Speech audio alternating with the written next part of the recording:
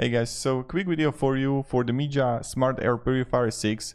Like, what are the reasons why you shouldn't buy? The first thing is that, I mean, that's a good product. You have like fast purification, also 5-stage filtration, so that's like 5-layer composite purification system, so that's good. Also UFC sterilization built in, whisper quiet at night. Now the cons is not really small, okay? So this is the first thing. When you're gonna look here on the specs, you can see like 250, 252, 555. That's like another thing. You don't have like TVOC sensor, and that means is that, which is a bit of a miss considering the price competitors have it. So TVOC sensor, that's something that you don't have with it.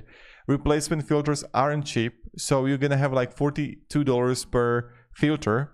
Not crazy expensive, but it adds up if you're running it like 24/7 in a polluted area. It's equipped with also AirFit tag module that only recognizes official Xiaomi filters. So third-party cheaper filters probably not gonna work without annoying prompts. Be aware of it, okay? So also the sensory accuracy can drift sometimes. That's something to be aware of.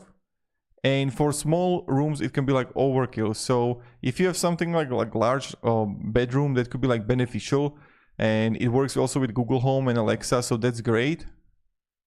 And yeah, good ROM coverage, a long filter life, a solid sensor, whisper quiet at night, also 5-stage filtration, but you don't have TVOC, it's not small, you have to like replacement filters like add up, and these are the primary reasons. So thank you very much guys for watching, and have a great day and goodbye.